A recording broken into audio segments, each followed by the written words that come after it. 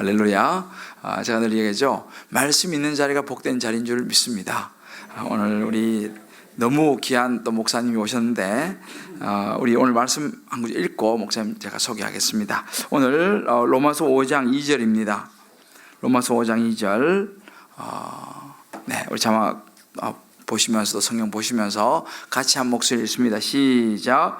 또한 그로 말미암아 우리가 믿음으로 서 있는 이 은혜에 들어감을 얻었으며 하나님의 영광을 바라고 즐거워하느니라. 아멘.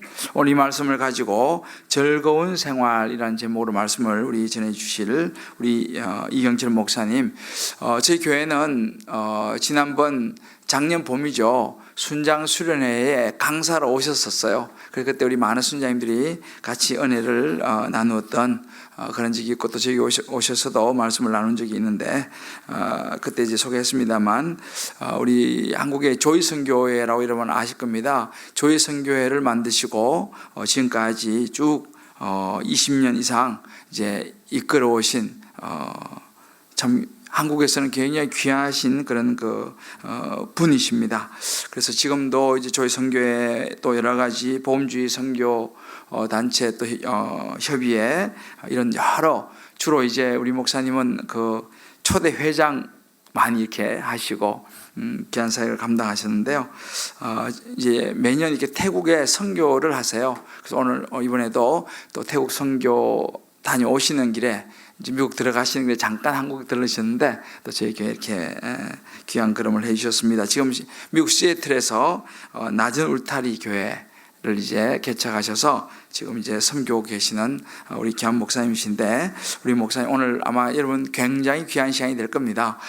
무슨 말인지 모르신 분들은 이제 조금 있으면 알게 됩니다. 우리 목사님 나오실 때 우리 환영과 축복의 박수로 우리 한번 환영하겠습니다. 할렐루야.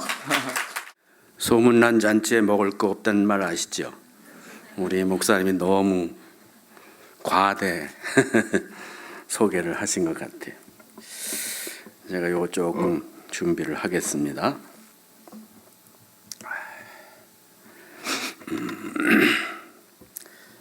사실은 우리 기쁨의 교회 미국에서 올 때는 계획이 없었어요.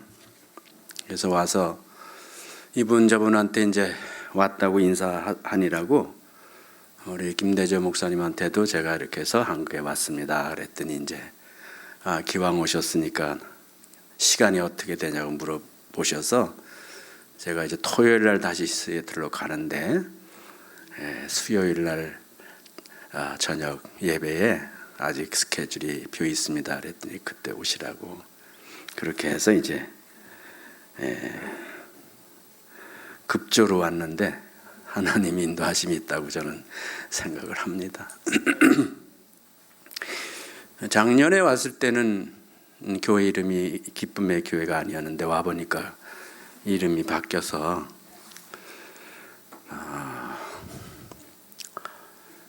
원래 이 영어로 조이잖아요. 조이. 아까 소개해 주셨는데 제가 그 조이 선교회 4대 대표를 해서 제가 창립한 거 아닙니다. 제가 4대 대표를 했습니다. 그래서 조이하고는 인연이 깊고 젊은 나이에 조이에 와서 45살까지 제가 거기 있었어요. 그래서 대표를 역임하고 그리고 이제 미국에 가서 22년 동안 지금 미국 생활을 하고 그 사이에 중국 또 선교사로 가서 또 활동도 하고 그래서 지금은 원래는 뉴저지에 살다가 지금은 시애틀로 와서 낮은 울타리 교회를 새로 시작을 해서 이제 12년째 섬기고 있습니다. 그 교회 이름을 참 잘 지신 거예요. 이 조이 기쁨이라는 것은 하나님께서 좋아하시는 이름입니다. 빌립보서에 보면 예수 믿는 사람들은 항상 뭐 하라 그랬어요? 항상 기뻐하라. 신앙이 바르냐 바르지 못하냐 또 교회 공동체가 정말 하나님 보시기에 좋은 공동체냐 그렇지 않으냐는 뭘 보고 하냐면은 기쁨이 있나 없나요? 정말 기쁨이 있는가? 여러분들 얼굴 보니까 기쁨이 100%는 아닌 것 같아. 이제 이름이 새로워졌으니까 이제부터 이제 기쁨을 누리는 정말 기쁨의 교회가 되시기를 바랍니다. 기독교 신앙 생활은 우리가 예수님을 믿고 산다는 것은 오늘 본문이 말하듯이 즐거운 생활입니다. 즐거운 생활. 그러니까 신앙생활이 바르지 못하냐 지금 말한 대로 그분의 삶이 즐거우냐 즐거우지 않느냐, 다시 말하면 기쁘냐 기쁘지 않느냐를 가지고 판단해도 틀리지 않아요. 하나님께서는 우리를 사랑하시잖아요. 그 사랑을 제대로 깨닫고 누리는 사람에게는 자연스럽게 뭐가 있겠어요? 즐거움이 있죠. 즐거움은 기쁨은 같은 의미를 갖고 있습니다. 지금 우리가 로마서 5장 한 절만 읽었어요. 근데 로마서 5장에는 즐거워하느니라 즐거워하느니라가 3번 나옵니다. 성경을 좀 아시는 분은 로마서 5장이 위치가 뭐냐, 로마서의 위치가 뭐냐 하면은 1장 1절부터 17절까지는 로마서의 서론이에요. 그 다음 18절서부터 3장 21절까지는 본론의 첫 번째 제목인데 그게 뭐냐면 죄예요. 인간은 죄인이다. 모든 사람은 죄인이다. 죄란 무엇이냐? 그걸 얘기하고 있는 거예요. 그리고 3장 20절까지 3장 21절부터 4장 25절 마지막 절까지는 뭐냐? 구원에 대해서 얘기하는 거예요. 우리는 이런 죄인이기 때문에 결국은 죄값이 뭐라고요? 사망이라고.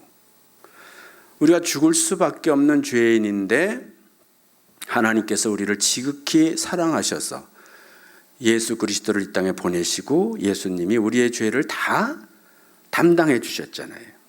그래서 우리가 예수를 믿음으로 단번에 값없이 뭐가 돼요? 의로운 자가 되는 거예요.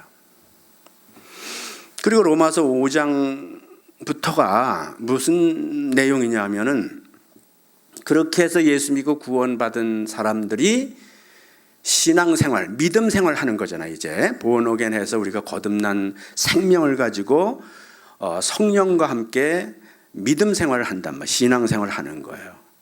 그래서 한마디로 말해서 신앙생활이 뭐냐?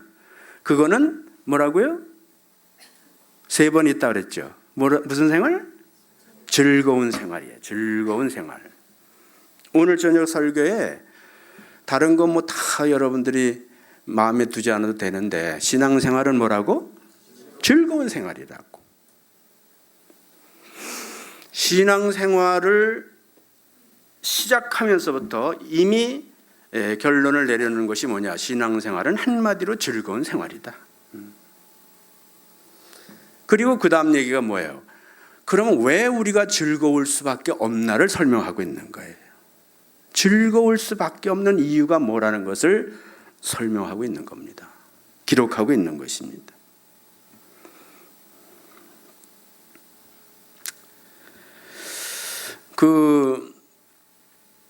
사람이 이 땅에 태어나서 사는 동안에 성경대로 얘기하면 즐거움 끝에도 뭐가 있다 그랬죠? 근심이 있다 그랬죠. 웃음 끝에도 슬픔이 있다 그랬습니다. 살다 보면은 실제로 그렇습니다. 진정한 즐거움은 없고 진정한 기쁨도 없어요. 다 그 뒤끝은 슬프고 괴로운 것입니다. 그래서 우리는 행복하고 즐거울수록 반면에 불안하고 두려움이 있습니다. 왜냐하면 이것이 언제 끝날지 모르기 때문에. 거의 세상 것들이에요. 그래서 예수님이 내가 주는 평안과 기쁨과 이런 것들은 세상이 주는 것과 같지 않은 거다. 조건이 붙어 있지 않고 그것은 다함이 없고 영원한 것이고 충분히 그럴 수 있는 이유가 있고 그거를 깨달으면, 그 진리를 깨달으면 우리는 진짜 이 세상에서도 뭐예요? 행복할 뿐 아니라 즐거울 뿐 아니라 실제로 천국을 경험하면서 산다 이거예요. 그래서 우리를 구원하시고도 이 땅에 두신 거예요.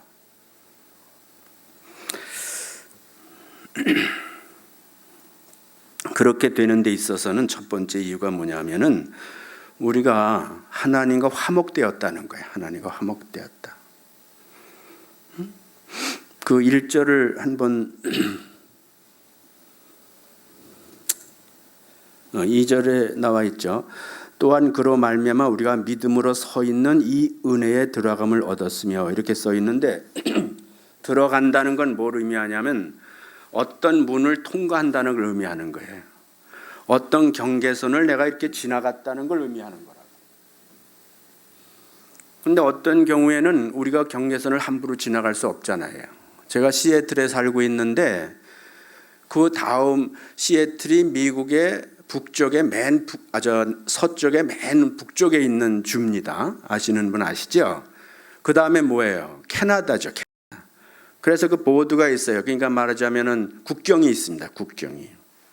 가끔 미국 뉴스나 신문에 보면은 캐나다를 통해서 미국으로 밀입국하던 사람이 잡혀. 한국 사람도 잡히고 중국 사람도 잡히고 이렇게 잡히다고 이제 신문에 나요.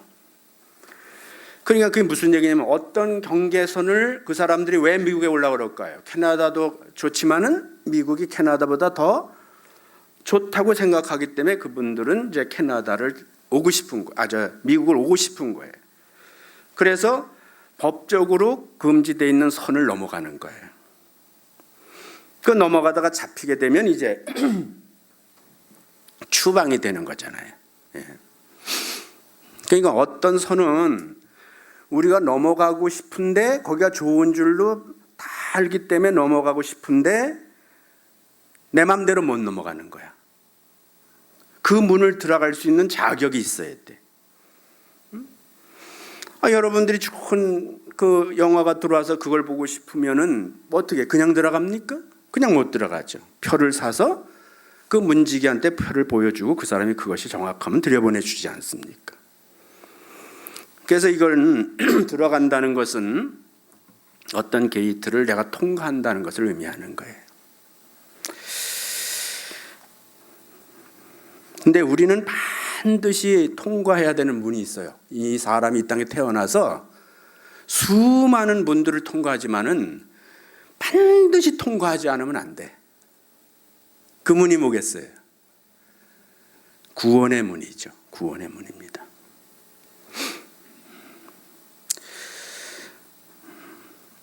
사실 우연찮게 오늘 그 목사님이 말씀하신 것이나 이 설교가 이렇게 맞았는데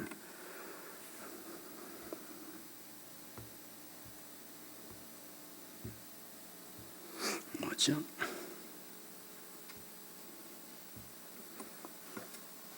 좀 흐리긴 한데 혹시 이게 뭡니까? 여러분들 보는 그림이 구약 성경에 나오는 성소죠. 성소. 하나님의 집.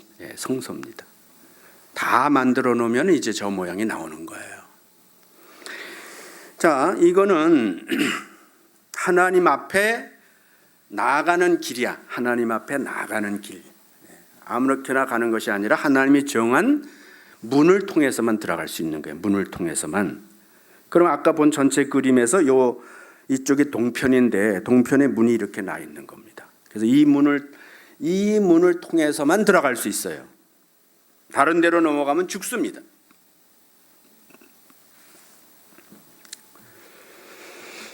뺑뺑 돌아가도 문이 없고 동편에 하나님이 지시해 놓으신 문만 있고 그걸 통과해야 되는 거예요. 자, 오늘 성막 공부는 하는 건 아니니까 이제 간단하게 이제 몇 개를 보여드리면서 말씀을 나누려고 그러는데 이 문은 누가 들어가는 문이에요? 이 문은 누가 들어갑니까? 맨 바깥에 문이 3개 있어요. 3개. 아까 보시면 여기 이제 첫 번째 문이 있고 여기 성소에 우뚝 선 문이 있고 그 안에 들어가면 또 문이 하나 있어요. 또 휘장이 있어서 하나님의 지성소에 들어가기 위해서는 3개의 문을 통과해야 돼. 지성소에 들어가기 위해서는, 하나님의 집에 들어가기 위해서는 하나만 통과해도 돼. 근데 지성소는 3개를 통과해야 되는 거예요. 그래서 첫 번째 문을 통과해야 되는데 첫 번째 문은 누가 들어가느냐? 죄인이 들어가는 거예요. 죄인이. 왜? 구약 시대는 율법을 어기면 어떻게 돼요? 구약의 그 율법 시대에는요, 지금하고 다른 거예요. 율법 시대에는 하나님과 이스라엘 백성이 계약을 맺었어요. 율법으로. 그래서 율법대로 살면 복을 받는 거예요.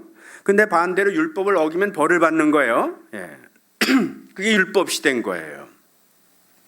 왜 여러분들이 구약 성경을 읽으면서 그렇게 이스라엘 사회가 살벌한지를 잘 모르는데, 살벌할 수밖에 없는 것이 율법을 조금이라도 어기면 그냥 지나가는 게 아니고 거기에는 반드시 하나님의 심판이 있는 거야.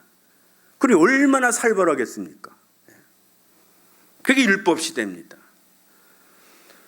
여러분과 제가요, 이 성경을 아는 분들은요, 우리가 유대인이나 이스라엘 사람으로 태어나지 않은 걸 감사해야 돼요. 진짜로. 그리고 또 하나는 우리가 율법 시대에 태어나지 않은 걸 감사해야 돼. 그 사람들은 뭐 율법 시대에 지가 태어나고 싶어서 태어나는 게 아니잖아요. 태어나고 보니까 율법 시대잖아요. 그 어떻게 8일 만에 남자는 할례를 행하고 죽을 때까지 뭐 해야 돼요? 죽을 때까지 율법을 지키고 살아야 됩니다.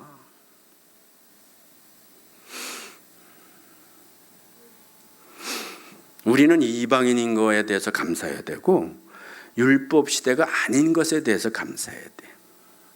예수님이 이 땅에 오셔서 뭐라고 그러셨어요? 나는 세상을 심판하러 오셨다고 그랬어요? 구원하러 오셨다고 그랬어요? 구원하러 오셨다고 그랬어요. 예수님이 오신 목적은 심판하러 오신 것이 아니라 내가 심판받아 죽을 수밖에 없는 사람들을 구원하기 위해서 오셨다고 그랬다고. 그게 지금까지 이어지는 거야. 우리 지금까지 그 시대가 이어지는 거라고. 그건 지금 심판의 시대가 아니라 무슨 시대예요? 구원의 시대야. 구원의 시대야. 그러니 이 구원의 시대에 태어나서 구원받지 못한다면 얼마나 억울하겠어요. 예? 여러분이 어머니 뱃속에서 태어나서 그냥 생물학적 생명을 가지고 그냥 고생 속에 살다가 근심과 걱정과 뭐 이런 가운데 살다가 그냥 죽어서 죄의 싹은 사망인데, 사망이라는 것은 단순한 육체적인 죽음을 의미하는 것이 아니라 뭐라고요? 성경을 아시는 분은 영원한 하나님과의 분리잖아요. 그 영원한 분리의 종착지가 우리가 우리말로 지옥이라고 그러는 거예요. 지옥. 하나님이 계시지 않은 곳, 하나님이 돌아보시지 않는 곳. 우리가 그런 운명이라고 지금. 그래서 우리가 이 육체의 생명이 다하기 전에 내가 인격을 가지고 있을 때 인격적으로 하나님께서 가르쳐 주시는 진리를 깨닫고 겸손한 마음으로 예수님을 나의 구세주, 나는 죽을 수밖에 없지만 하나님이 나를 구원하시기 위해서 보내주신 구세주 대신 예수를 내가 믿으면, 지금은 믿는 거예요. 지금은 내가 뭘 하는 게 아니에요. 그래서 기독교는 종교가 아니라 그랬죠. 종교란 뭐예요? 종교는 인간이 신의 기준에 도달하기 위해서 노력하는 게 종교예요. 국어 사전적으로 설명하면은 신이 여기에 계시고 이렇게 올라와라 그러는 거예요. 그래서 우리가 그 올라가는데 뭘 어떻게 올라가냐면 그 율법을, 그 소위 말하는 유대교 같은 율법을 지키는 거예요. 각 종교마다 지켜야 될 것들이 있죠. 그걸 열심히 지켜서 올라가는데, 여러분 율법이 몇 가지인 줄 아세요? 율법 학자들이, 지금 유대 학자들이 율법을 연구해 가지고 사람이 지켜야 될 율법을 몇 가지로 만들어 놨어요? 613가지를 만들어 놨습니다. 613가지.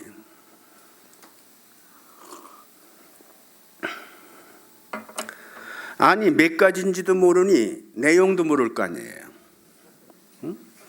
그러니 여러분들은 시작도 할 수 없잖아요. 그럼 어떻게 우리가 종교를 통해서 신이 요구하는 기준에 올라가겠느냐고. 그래서 바울을 통해서 하나님이 깨닫게 하시고 성경에 기록해서 모든 사람이 알게 하시는 율법에 대한 하나님의 뜻이 뭐라고? 율법으로는 지켜서 구원받으라고 주신 것이 아니라 너는 스스로는 절대로 구원받을 수 없으니까 하나님이 보내시는 구세주를 믿으라고. 성경대로 얘기하면 뭐예요? 율법으로는 죄를 깨달음이니라. 율법으로는 죄를 깨달음이니라 이거죠. 그래서 기독교는 종교가 아니에요. 기독교는 종교가 아닙니다. 그게 무슨 뜻이냐면은 종교는 내 스스로 노력해서 가야 되는 거지만 기독교는 뭐예요? 그러면 우리가 구원받기 위해서, 우리를 구원하시기 위해서 신이 어떻게 했어요? 친히 육신을 쓰시고 인간의 모습으로 어디 오셨어요? 우리 가운데 오셨어요. 그러면 종교 개념하고 기독교는 비슷해요? 완전히 달라요? 완전히 다른 거예요. 교회 다니면서도 많은 분들은요, 기독교를 종교의 하나로 이해하고 있다고요. 내가 이제 절에 그만 다니고 교회 가서 열심히 내가 이제 살아야지. 그리고 교회 오는 사람도 있어요. 그래서 보살님들이 교회에서 열심히 있어요. 절에서 했던 것보다 더 해야지. 괜히 하나님이 너 절에서 했던 것만도 못하냐? 그러면 어떡하냐? 그래가지고 교회 와서 더 열심히 하는 사람도 있습니다. 그래서 목사님들이 보살을 좋아해요.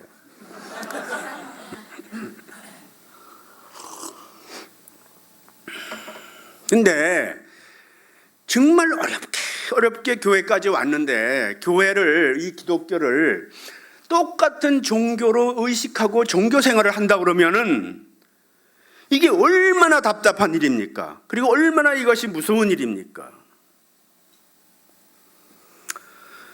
오늘 저녁을 목사님과 같이 했는데 목사님이 저한테 그런 말씀을 하셨어요. 제가 연배가 더 위에 있으니까 이제 그냥 그렇게 예의로 말씀을 하셨는데 내가 지금부터는 정말로 힘쓰고 애쓸 것은 복음을 바르게 전하는 것입니다. 복음을 바르게 전해서 한 영혼이라도 바르게 정말 구원받아서 하나님의 자녀가 되게 하고 백성이 되게 하는 것이 내 사명인 줄로 알고 앞으로는 거기에 모든 것을 쏟겠습니다. 그런 얘기를 하셨어요. 내가 그렇게 하라고 말씀한 게 아니라 본인이 그렇게 얘기했어요. 그래서 내가 속으로 감동했습니다. 우리 시대에 한국 교회에서 그런 생각보다는 교회를 어떻게든지 그냥 어떤 수단과 방법을 다 써서든지 교인을 많이 끌어모아서 뭐 소위 부흥 대형 교회를 만드는데 생각을 갖고 있는 분들은 많이 만나봤어도 한 영혼을, 이 지역에 있는 영혼들을 구원하는 일에 온 정신을 쏟겠다고 아마 하나님이 기뻐하실 것 같아. 내가 볼 때는. 다시 돌아와서 얘기하면은 그 문을 우리가 이제 통과를 해야 되는데 죄인이 들어가야 돼요. 하나님과 화목해야 돼요. 우리가 하나님과 화목하는 것이 제일 중요한 거예요. 하나님과 분리되어 있는 게 우리의 문제고. 근데 이 하나님 집에 들어가야 되는데 죄인이 그냥 들어가면 안 돼요. 율법 시대에는 반드시 죄의 삭은 사망이고 심판이 있습니다. 지금도 죄의 삭은 사망이에요. 그래서 죄인이 홀로 들어가지 않고 뭘 갖고 들어가요? 여기 지금 그림에 희미하게 나와 있지만은 저 죄인이 뭘 끌고 있어요 지금? 재물이죠. 재물, 짐승이죠. 혼자 들어가면 지가 죽어야 돼. 죽으러 들어가는 거예요. 여기는 살로 들어가는 게 아니에요. 하나님 앞에 심판 때 그 번제단에 들어가야 되는데 거기 가서 죽어서 피를 다 쏟고 온 몸이 다 각이 떠져서 번제단에 올려져 가지고 죄도 남지 않게 다 태워버려야 돼. 죄의 삭은 완전히 끝나야 된다고. 그래서 죄인이 홀로 들어가면 지가 죽어야 돼. 그래서 뭘 끌고 들어가요? 하나님이 제사법에 정해놓은 제물이 있지요. 하나님이 인간을 사랑하셔서 인간 죽는 걸 기뻐하지 않는다 그랬잖아요.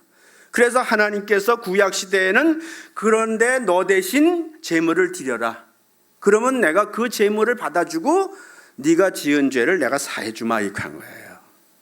그러니까 이 저 죄인이 죄를 짓고 하나님 앞에 가야 되는데 가서 그 문제를 해결해야 되는데 혼자 들어가면 죽으니까 제물을 끌고 들어가는 거예요.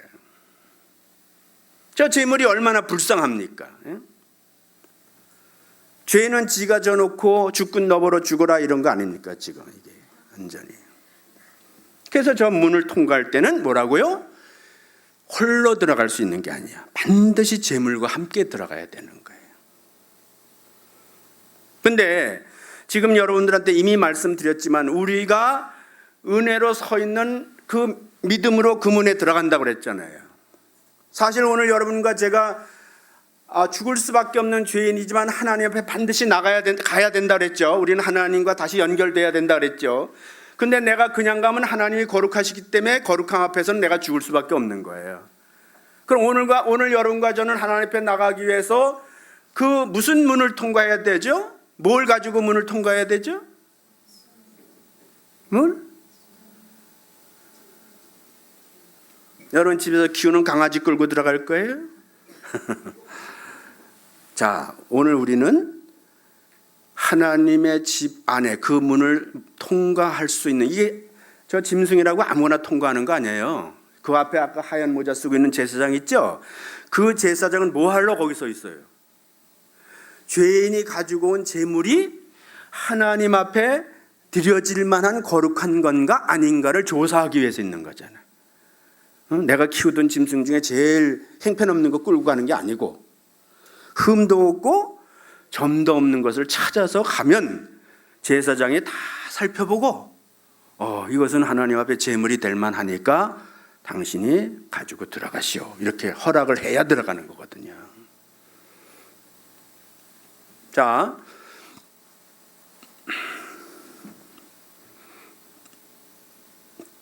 지금 오늘 우리들은 이건 다 구약의 장차 앞으로 나타날 진짜에 대한 그림자잖아요. 이걸 뭐라 그러죠? 하나의 계시 혹은 예언이라고 그러잖아요. 이건 뜻을 품고 있는 하나님의 어떤 감춰진 뜻이 있는 당시의 율법이라는 말이죠. 그래서 이것이 이루어진 게 뭐예요? 오늘날 우리가 하나님 앞에 나가기 위해서 우리가 의지하고 나가야 될 것은 짐승이 아니고 바로 보라, 세상 죄를 지고 가는 하나님의 어린 양이라고 말씀하시고, 그 양이 누구예요? 예수죠. 예수님이시죠. 근데 그 예수님은 흠도 없고 점도 없는 거죠. 예수님이 동정녀 마리아에서 태어났다는 아주 깊은 뜻이 뭐예요? 어떤 분들은 이걸 갖고 시비 걸어요. 21세기 과학 문명 시대에 그 말도 안 되는 얘기를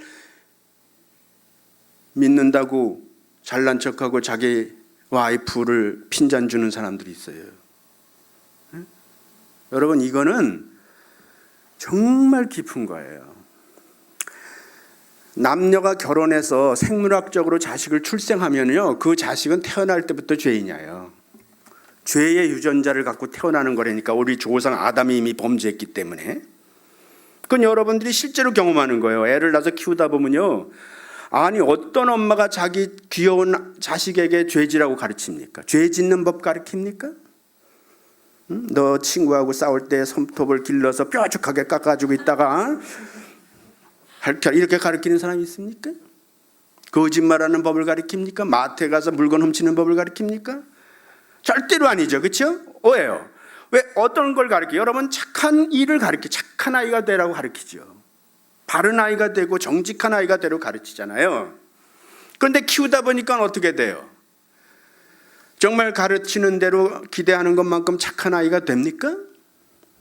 절대로 안 가르쳤는데도 거짓말하고, 절대로 안 가르쳤는데도 다른 아이들한테 해를 끼치고. 그 왜 그럴까요? 뭘 갖고 있다고? 죄의 유전자를 갖고 있고, 시간이 지남에 따라서 인간이 성장하는 것에 비례해서 죄가 바깥으로 나오는 거야. 그걸 가리켜서 인간은 원죄자라고 그래. 원죄자. 태어날 때부터 죄를 가지고 태어나는 죄인. 그 죄인이 살아가면서 죄를 짓는 걸 뭐라고 그래요? 범죄자라고 그러는 거야. 그러니까 우리가 전대할 때 당신 죄인입니다는 어떤 사람은 거절하는, 방랑하는 사람 있죠. 내가 무슨 큰 죄를 졌길래 나보러 죄인이라고 그러냐는 사람도 있잖아요. 그래서 잘 설명해야 돼요. 범죄와 원죄는 구별해서 얘기해야 됩니다. 원죄는 누구에게나 해당되는 거고, 그렇죠? 범죄는 상대적인 거예요. 어떤 사람은 더 많은 죄를 실제로 범하고 어떤 사람은 덜 범한 사람이 있기 때문에 우리가 함부로 죄인이라고 그렇게 설명되지 않은 죄를 가지고 얘기하면 사람들은 헷갈리는 겁니다. 어쨌든 우리의 죽음은, 죄의 싹스의 사망은 범죄가 아니에요. 원죄로 죽습니다. 원죄로. 죄를 많이 졌다고 죽고 덜 졌다고 안 죽고 그러는 게 아니고 누구나 다 죽는 이유가 뭐겠어요? 결론적으로 죽는다는 것은 죄의식 사망이니까 그 사람이 의인이냐 죄인이냐예요. 죄인이라는 증거예요. 죽는다는 것 자체가 내가 죄인이라는 증거입니다. 그래서 우리는 반드시 구세주가 필요한데 죄인 아닌 인간이 와야 내 죄를 대속할 수 있는 거예요. 법논리야, 이건 법논리. 똑같은 죄인이 다른 죄인의 죄를 대속할 법적 자격이 없어. 요건이 갖춰지지 않는 거야. 사형수 둘이 앉았다가 신세 타령하다 보니까 이 사람은 자식이 셋이나 되고 마누라는 병들었고 그런 상태에서 지금 사형수가 됐어. 다른 사형수가 되게 기가 막힌 거야. 불쌍한 거야. 그래서 간수를 불렀어. 여보시오, 이리 오시오. 이 사람 너무 불쌍해서 내가 대신 이 사람 대신 죽겠어. 그러면 얘기가 돼야 안 돼요? 죽을 때가 되니까 정신 돌았다 그러지 않겠습니까? 네 죄로 넌 그냥 가만히 있어도 네 죄로 죽는다. 그래서 왜 예수님이 굳이 동정녀에게서 태어나야 되냐는 것은 첫사람 아담의 죄의 유전자를 가지고 오면 안 된다는 거예요. 우리를 대속하기 위해서 오시려면 첫째 조건이 뭐냐면 그분은 의인이래야 돼. 의인. 그 깊은 하나님의 섭리를 깨닫지 못하고 우리가 시비를 거는 거야, 사람들이. 자기 차원에서. 그래서 오직 예수님만 저먹고 흠없는 우리를 대속할 수 있는, 하나님이 만족할 수 있는 제물이 되는 겁니다. 속죄자가 될 수 있는 겁니다. 유일한. 나로 말미암지 않고는 아무도 어떻게 아버지께 갈 자가 없느니라. 그랬더니 사람들이 막 욕했어요. 네가 너무 독선적이다 말이야. 아니 오늘날도요, 사람들이 그래요. 왜 기독교를 통해서만 천국 가냐 이거예요. 불교도 결국은 천국 가는 거고 천주교도 결국은 천국 가는 거고 다른 종교에도 다 구원이 있는 거다 말이야. 이 기독교라는 게 너무 독선적이다 말이야. 비인격적이다 말이야 하면서 기독교를 비판하고 천주교로 가는 사람도 있고 절로 가는 사람도 있다고. 무식해도 정도껏 무식해야 됩니다. 그런 면에서 무식하면 치명적이에요, 자기가. 진리는 독선입니까? 독선 아닙니까? 진리. 진리가 왜 진리죠? 다른 거를 용납할 수 없는 유일한 것이기 때문에 그렇습니다. 진리가 아닌 것이 독선일 때는 우리가 그에 대해서 항의할 수 있습니다. 네가 진리도 아닌 것이 어떻게 독선이냐는 거예요. 진리는 스스로 독선이 되는 겁니다. 스스로 독선이 돼야 되고 그 진리는 독선이 맞습니다. 진리기 때문에. 예수님이 진리가 아닌데도 랍비 중에 하나인데도 그랬다면 물론 그런 얘기해도 마땅합니다.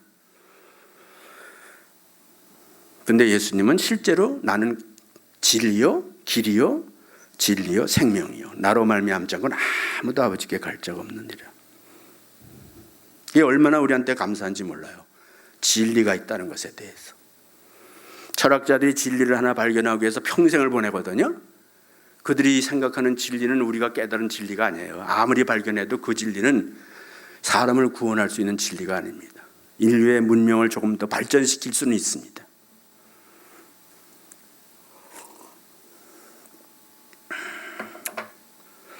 그래서 우리가 이 문을 통과하려면 반드시 나홀로 가면 안 돼. 갈 수도 없고 국경선을 그냥 넘어갔다가는 즉시로 체포가 되고 마는 거예요. 그래서 재물을 갖고 들어가야 되는데 구약에는 진짜 재물이 올 때까지 그림자야. 그래서 그 진짜는 뭐냐면 예수 그리스도야. 짐승이 우리 죄를 대신할 수 없어. 사람은 사람이 대신할 수 있는 건데. 그래서 예수님이 뭐라고 성육신하신 거라고. 인간으로 이 땅에 오신 거라고. 이건 기독교 신앙에서 신학적으로 용어가 뭐냐면 인성과 신성이에요. 인성과 신성. 예수를 그냥 덮어놓고 믿는 것이 처음엔 덮어놓고 믿어야 돼. 그러놓고 그 다음서부터는 열어놓고 믿어야 돼. 성경을. 그래서 날마다 내가 믿은 것이 얼마나 엄청난 진리라는 것을 깨닫는 기쁨이 있어야 된다니까. 우리에게. 그래서 첫 번째 문은, 지금 문은 이름이 무슨 문이라고? 은혜로 서 있는 믿음의 문이라고. 은혜의 문이 된 거예요. 이제는 예수 그리스도를 믿기만 하면 그걸 통과할 수 있는 거예요. 내 공로가 아니라 주님의 공로로. 그래서 그걸 뭐라 그랬다? 우리말로 은혜라고. 은혜. 그 은혜를 받는 것은 뭐라고? 내 마음의 믿음이라고. 그걸 믿기만 하면 되는 거예요. 그래서 복음이라고 그러는 거예요. 복음. 복된 소식. 누구나 다 혜택을 볼 수 있는 것이니까. 누구나 다. 그게 첫 번째 문제예요. 그래서 이게 이제 끌려 들어가면 그 짐승이 인간을 위해서 대신 난도질을 당해가지고 이렇게 그냥 피를 다 빼고 그 다음에 각을 다 뜨고 그래가지고 이제 아까 말한 대로 제단에다 갖다 불을 태워서 없애버리는 거거든. 우리가 정말 이런 거는 그냥 공부로 여러분이 듣지만 실제로 예수님이 이 땅에 오셔서 우리 죄를 담당하시기 위해서 정말 얼마나 상상도 못하는 고난을 예수님이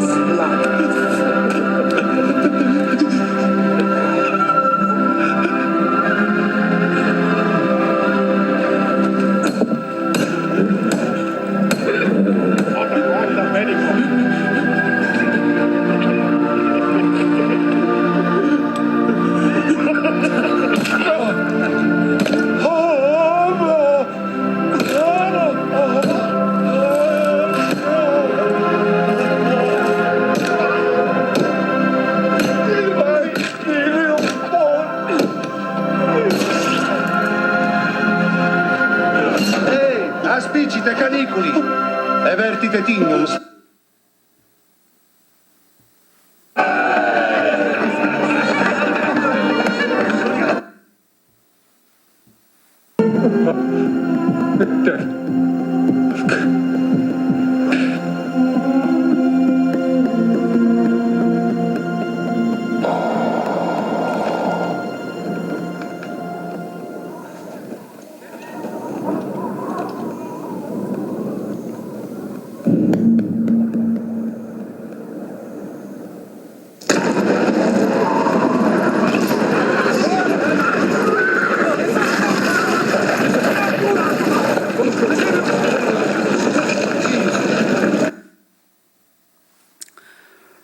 사실은 이건 영화인데 이사야서 53장 보면요, 이 영화보다 더 합니다. 예수님이 실제로 우리를 위해서 대속의 제물로서 당하신 그 죄에 대한 심판의 고난은 이 영화보다 더하다고. 이건 윤리위원들이, 윤리 영화를 감시하는 사람들이 어떤 부분들을 삭제시켜서 그렇지, 실제로 성경은 그대로 재현을 하면요, 정말 예수님은 뼈가 다 드러났어요. 뼈가 다 드러났어요. 얼마나 매를 맞았는지 이 뼈가 다 드러날 정도라고. 그래서 우리가 이렇게 그냥 예수 믿는다 이게 아니고, 항상 우리는 내가 오늘 은혜의 문에 들어가서 하나님의 집에 들어갔다. 다시 말해서 이제는 심판으로 내가 벗어나서 내가 하나님의 집에 들어가게 됐다. 소위 말하면 우리가 이제 천국 가게 됐다는 것이 나는 값없이 은혜로 듣고 믿음으로 이루어진 거지만, 그것이 이루어지기 위해서 그 값을 치른 예수님의 그 엄청난 고난은 우리로서는 상상을 할 수가 없는 거예요. 그래서 우리가 예수를 값없이 그냥 믿어 구원받지만 우리가 그래서 경거망동을 할 수가 없는 겁니다. 자랑도 할 수 없고 경거망동할 수 없어요. 왜냐하면 이게 너무나 엄청난 은혜고, 그 은혜가 있기 위해서 얼마나 어마어마한 고통의 대가가 치러졌는지를 알면 그렇게 할 수가 없는 거예요. 아니, 짐승을 끌고 들어간 사람이 자기 앞에서 그 죄 없는 짐승이 제사장이 날카로운 칼로 목을 찔러서 피를 클클클 다 쏟고요, 각을 다 떠서 찢어 발겨가지고 그 앞에서 그렇게 난도질을 당하고 무참한 죽는 모습을 그 죄인이 보고 있다고 합시다. 그게 담담하겠습니까? 내가 그렇게 돼야 될 형편을 많이 들여다보고 있는데, 복음을 제대로 깨달은 사람은요, 기쁜 거예요. 즐거운 거예요. 그러나 그 기쁨과 즐거움 뒤에는 엄청난 무게가 있는 겁니다. 기쁠 수밖에 없어요. 하나님 기쁘기를 원하셔요. 그걸 위해서 그렇게 하셨으니까. 그러나 우리가 장난치진 않는다고. 그렇게 될 수는 없는 거라고. 그렇다고 우리가 항상 뭐 천주교는 내 탓이요, 내 탓이요 하고 우리가 그런 폐쇄적이고 금욕적인 삶을 사는 것도 잘못된 것이고. 시간이 많이 가서 또 말씀 자세하게는 못하지만, 그 두 번째 문을 들어가야 되는데, 두 번째 문을 들어가는 것은 제사장들이 들어가는 거거든요. 그래서 첫 번째 문을 통과한 사람들은 구원받아서, 신약으로 따지면 오늘 레위 족속들이 제사장이 하고 아론의 후손들이 제사장이 아니고, 누구든지 예수 그리스도를 믿은 사람은 왕 같은 제사장들이야. 그래서 여러분과 제가 예수 믿었으면 사실 오늘 우리들이 제사장들이라고. 그래서 이 사람들은 뭐 하냐? 성소 안에서 두 번째 문을 통과하면서 뭘 하냐 하면은 섬기는 일을 해야 되는 거예요. 섬기는 일. 그래서 항상 이 제사장은 피를 묻히고 그 죄인들을 위해서 계속 일을 해야 돼요. 근데 그것이 우리는 잘 모르거든요. 제사장들이 자기가 제사장이 돼서 그 성소에서 백성들을, 죄인들을 위해서 대속의 봉사를 이렇게 하게 되는데요, 그게 얼마나 힘든 일인지 몰라요. 보통 힘든 일이 아닙니다. 그건 고난입니다. 고난. 허구한 날 성소에 들어가서 항상 등잔불을 관리해야지, 일주일에 한 번씩 더운 떡을 들여놨다 내놔야지, 저 앞에는 향단에다 계속 하나님이 지시하는 향을 피워야지, 바깥에 나와서 또 재물을 만져야지, 이게 뭐, 그리고 허구한 날 하나님이 거룩하시니 너희도 거룩하라 가지고 항상 제사장 물두멍에 가서 씻어야지. 이걸 성경에 나중에 제사장들이 스탑해요. 안 해요. 안 해서 이 이스라엘이 망합니다. 근데 왜 안 하냐면 성경에 뭐라고 썼는지 아세요? 번거로워서. 너무 번거로워서. 그 말의 원뜻은 우리가 너무 고생스러워서. 아니, 한두 번 행사로 하면 모르지. 이건 허구한 날 그냥. 안식일은 갑절을 또 해야 돼. 안식일은 다 쉬는데도 성서에서는 갑절, 이스라엘 땅에서 안식일 날 쉬지 않는 것이 한 군데 있다니까. 그게 뭐냐면 성소예요. 거기는 쉼이 없어요. 안식일 날 오히려 갑절을 드려야 돼. 매일 드리는 제사를 갖다가. 그래서 이건 고난입니다. 고난. 예, 고난. 여러분, 우리가 첫째 문을 통과한 성도들이 이 땅에 사는데, 우리가 이 땅에 사는 것 자체가 환난이에요. 이 죄 많은 세상에 사는 것 자체가 환란이라니까. 또 한 걸음 더 나가서 제사장의 의무를 다해 보세요. 그게 무엇이죠? 아직 구원받지 못한 죄인을 위해서 우리가 전도해야 돼요. 그들에게 이 예수 그리스도의 피의 그 보혈의 그 능력과 진리를 가르쳐 줘야 된다고. 이런 것들이 다 우리의 고난이거든, 수고거든. 그래서 3절에 보면 다만 이뿐 아니라 우리가 환난 중에도 즐거워하니 이는 환난은 인내를, 인내는 연단을, 연단은 소망을 이루는 줄 알미니라. 그래서 두 번째 문은 뭐냐면은 첫째는 믿음의 은혜의 믿음의 문이고 두 번째는 소망의 문이라고. 소망의 문. 왜 이렇게 하냐? 소망이 있는 거예요. 이 사람들의 소망이 뭐예요? 제사장들의 소망은요, 하나님이 약속하시고 예언하신 대로 때가 되면 이제 마지막 제물이 오고 그 마지막 제물이 오면 더 이상 제사 지낼 필요가 없는 거예요. 더 이상 이런 고난과 수고가 필요 없어요. 그래서 이 사람들의 소망은 그 마지막 제물이 오는 거예요. 그 소망을 바라고 열심히 봉사활동하는 겁니다.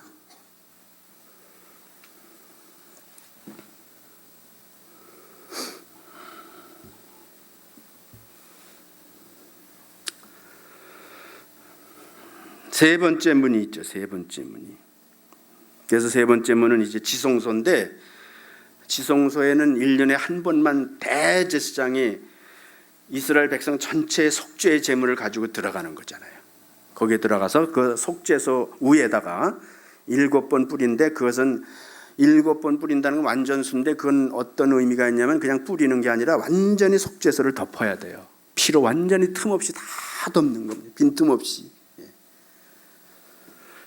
그 안에 계명이 있습니다. 가나안 땅 들어가기 전까지는 10계명하고 만나를 담은 항아리하고 그다음에 뭐요? 아론의 쌍난 지팡이가 있는데, 이제는 이스라엘이 들어간 후에는 아론의 쌍난 지팡이, 만나를 담은 항아리는 없어져요. 돌비만 남습니다. 법, 율법에 모친 계명만 남습니다. 계명대로, 계명은 항상 살아 있는 거예요. 그건 하나님의 법이야. 그건 없어질 수가 없는 거예요. 성경을 좀 아는 분들은 로마서에서 바울이 그렇게 썼습니다. 계명을 폐하느냐, 율법을 폐하느냐? 아니라 도리어 굳게 세우느니라. 도리어 굳게 세우니라. 여러분, 계명은 건재해요. 근데 그 위에 뭐가 덮고 있다고? 피가 덮고 있다고. 피가 덮고 있는 한은 계명이 요구하는 게 뭐예요? 죄의 삭은 사망입니다. 근데 피는 뭡니까? 피는 생명입니다. 그러므로 우리가 지킬 수 없어서 목숨 피로 값을 대신해야 하는데 그 피가 값을 대신한 겁니다. 누구 피가? 예수님의 피가 그것을 덮고 있기 때문에 그것이 우리한테, 계명이 우리를 심판하는 작용을 하지 못하는 거예요. 그렇기 때문에 우리가 계명을 볼 때마다 하나님께 감사하는 거예요. 왜냐하면 그 계명대로면 내가 죽어야 되는데, 그렇죠? 근데 피가 그걸 덮고 효력을, 나한테 그런 심판의 효력을 발생하지 못하고 있으니까 사실은 그 계명이 알고 봤더니 은혜가 되고 뭐가 된지 아세요? 그게 하나님의 사랑의 증거예요. 그게 사랑의 증거라고. 하나님 나를 어떻게 사랑하셨는지의 증거의 양면이 뭐라고요? 계명과 피예요. 계명과 피. 이 두 개가 꿋꿋하게 있는 겁니다. 꿋꿋하게 있는데 항상 피는 계명을 이겨요. 그래서 죄가 더한 것에 뭐가 더 넘쳤다고? 은혜가 더욱 넘치나니. 그래서 우리는 이것을 볼 때마다 뭘 느끼냐 하면은 하나님이 나를 어떻게 사랑하셨는지를 깨닫는 거예요. 사랑한 구체적인 뭐라고? 그 모든 계명 하나하나를 날 사랑하신 거야. 하나하나로 내가 죽어야 될 건데 그 하나하나가 다 나를 사랑하는 증거가 되는 거라니까요. 여러분이 앞으로 성경을 읽을 때에 그런 말씀들을 보면서요, 그 정말 한 말씀 한 말씀에 감사하고 감격해야 돼요. 왜냐하면 내가 이대로라면 내가 피값을 치러야 되는데 예수의 피가 그걸 덮어버린 거예요. 그래서 내가 사는 거예요. 그러니까 그게 보면 볼수록 감사한 거예요. 그래서 율법을 굳게 세우니라. 굳게 세우느니라. 무슨 효력을 발생시키기 위해서? 예수님의 피의 효력을 발생시키기 위해서. 이게 계속 조명하는 거예요. 조명. 이 피가 더 위대하다는 걸 조명하는 거예요.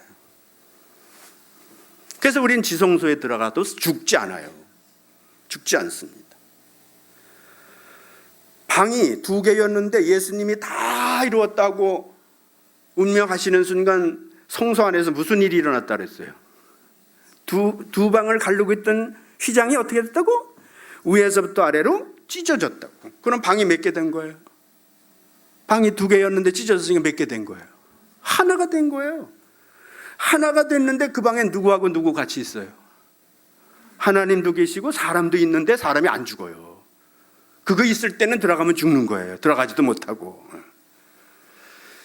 자, 우리가 지성소, 실제로 우리가 지금은 이 땅에 있지만은 하나님 앞에 실제로 하나님을 만나는데, 우리가 얼굴과 얼굴을 대하여 만나는데도 우리는 죽지 않습니다. 왜 그런지 아시죠? 부활하신 예수님은 지금 어디 계세요? 아버지 우편에 계십니다. 우편이 뭡니까? 우편이 권세의 자리죠. 권세의 자리. 효력을 발생하는 겁니다. 그래서 우리가 이 땅에서 예수를 믿으면은, 예수님은 사실은 내가 예수를 붙들지만은 예수님의 한쪽은 누굴 붙들고 있어요? 성육신이라. 인성과 신성이 뭐예요? 인성은 인간과 만날 수 있는 거예요. 신성은 하나님과 만날 수 있는 거예요. 그러니까 예수님이 인성과 신성을 겸비했다는 것은 뭐냐면 그걸 중보자라고 그래요. 중보자. 죄인인 인간을 구원하셔서 그를 붙들고 있고, 한편으로는 예수님의 한 손은 하나님을 붙들고 있는 거니까 결국 나는 예수를 만난 것이 알고 봤더니 하나님을 만난 게 되는 거야. 하나님과 다이렉트로 연결이 돼버리는 거예요.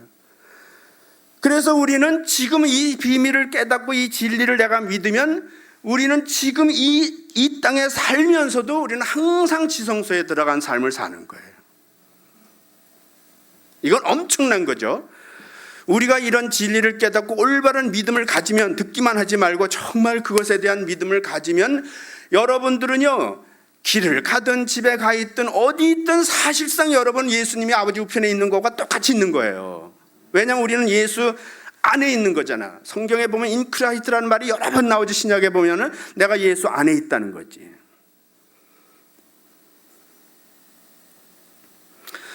왜 우리가 기쁘냐?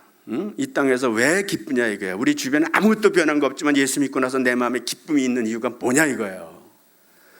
바로 이러한 내용들을 알고 믿을 때, 성령님이 내 안에 그것을 통해서 역사를 하실 때 그것이 믿어지고 기쁨이 되는 거예요. 그게 예수 믿는 사람이에요. 그게 예수 믿는 사람들 모인 공동체는 그 기쁨이 배가 되는 거예요. 나 혼자 기쁠 때보다 서로 기뻐하면 그 기쁨이 넘치는 거예요. 넘쳐서 어디로? 저 101동도 가고 103동도 가고 105동도 가고. 여기 교회가 있다는 것이 여기 사는 주민들에게 얼마나 그것이 축복인 줄 알아야 돼. 교회 없어질까 봐 벌벌 떨어야 돼, 사람들이. 그건 어떻게 할 때? 여러분들이 이 진리를 깨닫고 말할 수 없는 기쁨이 넘치는 삶을 살 때, 그 기쁨의 삶이 어떻게 우리에게, 사람들에게 투영되냐면 사랑으로 투영되는 거야. 다 사랑하게 되는 거예요. 사랑하게 된다니까. 예. 사랑하게 돼요. 이 기쁨이, 이 기쁨은 사랑이라는 열매를 맺게 되는 거야. 그래서 마지막 문의 이름은 사랑의 문이야. 사랑의 문. 자, 기독교를 함축시키면 뭐라고? 믿음, 소망, 사랑이에요. 사랑은 근데 어떻게 된다고? 항상 있는 거라 그랬어. 그 무슨 뜻인지 아세요? 사랑 때문에 우리가 하나님과 항상 영원히 있을 수 있는 거야. 사랑 때문에. 그게 기독교 신앙이에요, 여러분. 예수 믿고 바른 진리를 깨닫고 그 진리가 우리 가운데 있고, 그러면 새로운 계명이 우리에게 나타나는데 그게 뭐냐면 사랑. 내가 새 계명을 너희한테 주노니 너희가 서로 사랑하라.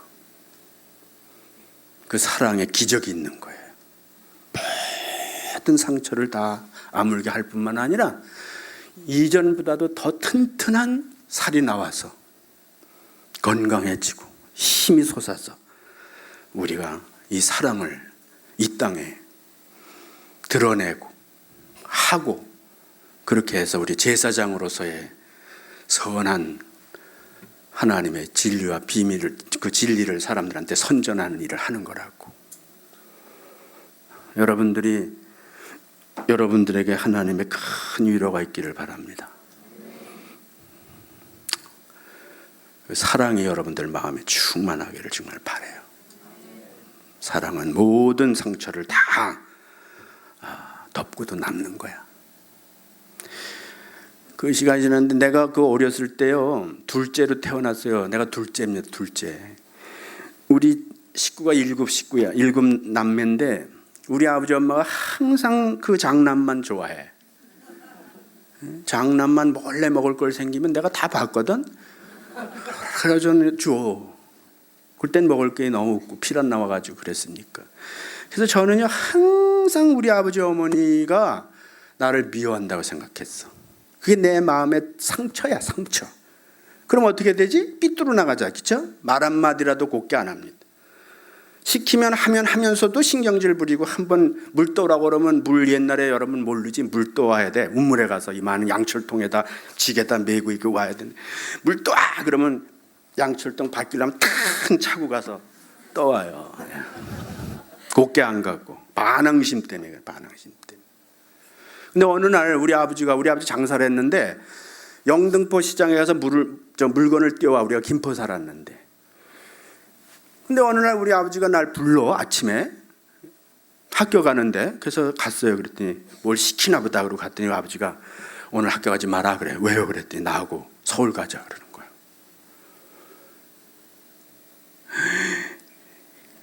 이게 무슨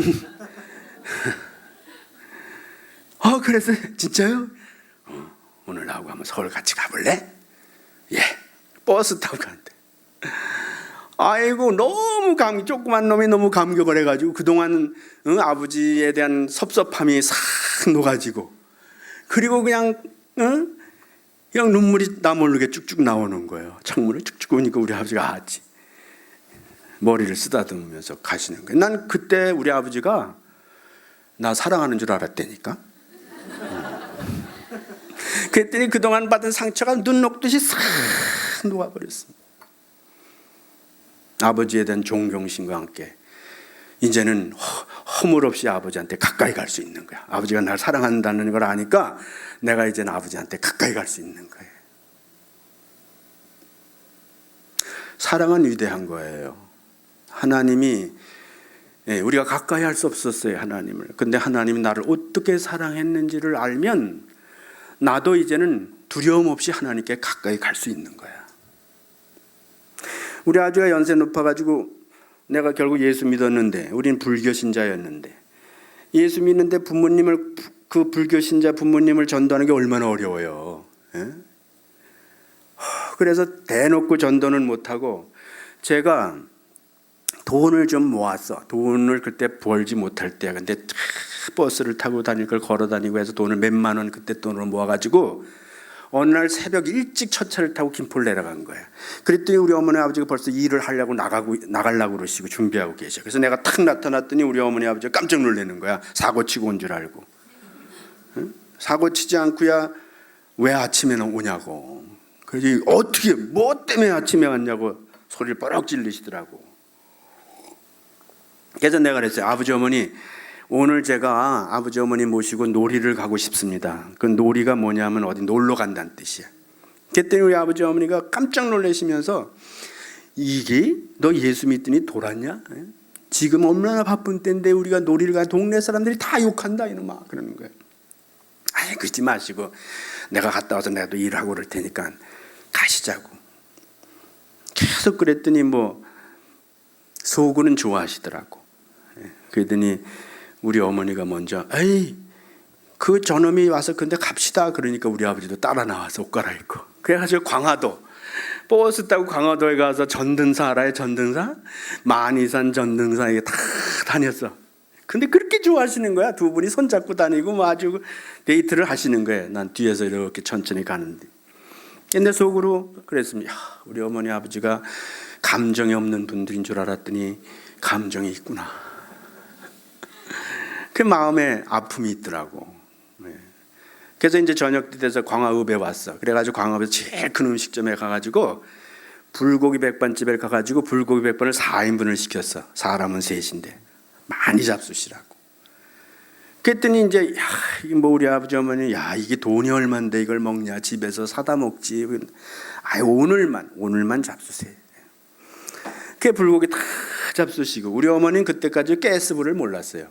그래서 고기 그 점원이 와서 이렇게 하는 것도 아니고 그대로 가스 틀어놓고 축 해서 피면 퐁 하고 불이 붙거든. 우리 어머니가 기절을 할 뻔했어. 그걸 보고 어떻게 불이 여기서 이렇게 붙냐고. 그 다 먹고 밤중에 이제 광화다리를 건너서 우리 김포집까지 오는데 우리 아버지하고 나하고 앉고 엄마가 앞에 어머니가 앞에 앉았는데 껌껌한데 오는데 우리 아버지가 내 손을 더듬더듬 이렇게 잡으시는 거야. 잡으시더니 뭐 하냐면, 얘야 나는 애비 노릇 제대로 한 적 한 번도 없는데 너는 자식 노릇하고 있다 그러는 거예요. 그런데 희끗희끗 불빛에 보니까 우리 아버지가 울고 계셔. 내가 국민학교 3학년 때 그런 버스에서 옆에서 울었어. 아버지의 사랑을 느끼고. 근데 이제는 아버지가 내 사랑을 느끼시고 눈물을 흘리시는 거예요. 그래서 우리 아버지가 그 다음 주에 교회 가셨어요. 자기 발로 걸어서. 진짜라니까요. 그래서 우리 어머니가 셈이 나가지고 그 다음 주에 당장 갔어요. 아 그래가지고 집사님이 돼가지고 구역 맡아가지고 얼마나 그 구역을 전도해가지고 그 동네에 예수 믿는 한 사람도 없었거든. 경기도 김포군 월권면 고막리야. 한 사람도 없어. 그래서 구역을 만드셔가지고 그 구역장까지 하시다가 성도들이 다 예배하는 가운데 돌아가셨다니까. 사랑은 위대한 거예요. 그냥 사랑이 아니고 예수 그리스도를 통해서 나타난 하나님의 사랑을 제대로 깨달으면 우리는 이 땅이 천국이고 우리가 전도하고 뭐 하는 게 고난이 아니야. 그 고난이 하고 영광이야, 영광. 그래서 사실 여기 본문에 보면 영광을 바라고 즐거워하느니라 이렇게 돼 있어. 마지막에 영광을 바라고 즐거워하느니라. 우리는 하나님과 영광의 집에 들어가서 내가 지금 그 복음 때문에 받는 고난과 어려움은 그것은 그냥 어려움과 고난이 아니고 영광의 고난이라니까. 영광스러운 거라고요. 나는 우리 기쁨의 교회가 정말 이 주변에 이미 교회 다니는 사람들 끌어모으는 것이 아니고 정말 이 진리를 모르고 어둠 가운데 소망도 없이 사는 그 사람들을 향해서 여러분이 넘치는 기쁨과 그 영광이 드러나서 그 광채가 얼굴에 나서 여러분의 옆집 엄마가 옆집 아버지가 정말 교회 가기를 소원해서 온다면 아마 이건 정말 기쁨의 교회가 될 거예요. 진짜 조이가 될 거라고. 그것 때문에 여기 하나님이 교회를 세워 주신 것이고, 목사님과 함께 정말 마음을 같이 하고 뜻을 같이 해서 이 지역에 우리가 이 하나님의 교회로서 사명을 잘 감당하고 여러분들이 하나님의 영광에 참여하는 귀한 성도들이 되시기를 주님의 이름으로 축원합니다.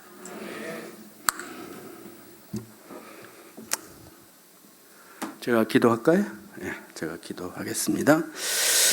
은혜로우신 아버지 하나님, 하나님의 은혜를 감사하고 또 이 귀한 주님이 세우신 기쁨의 교회에 또 기쁨이 무엇인지, 기쁨의 원인이 무엇인지 가르쳐 주신 줄로 믿습니다. 사랑하는 성도들이 정말 이제는 항상 지성소에서 주님을 만나는데 꺼리낌이 없사오니 저들이 주님과 함께하는 그 말할 수 없는 사랑과 기쁨을 누릴 뿐만 아니라 그 광채가 바깥에 나가면 이웃에게 사람들에게 드러날 수 있게 하여 주시옵소서. 그래서 이 교회가 이 주변에 있는 모든 영혼들을 살리고 하나님의 지성소에까지 데리고 들어갈 수 있는 위대한 제사장의 교회가 되게 해주시기를 간절히 바랍니다. 특별히 목사님 위에 하나님의 크신 위로가 있기를 바라고 용기와 믿음을 가지고 저와 여호수아와 같이 앞에 서서 참으로 난공불락의 여리고를 무너뜨리듯이 하나님께서 능력과 역사와 함께 하심을 통해서 그런 역사들이 여기에서 계속 일어나게 해주시기를 간절히 바라고 예수님 이름으로 기도드렸습니다. 아멘.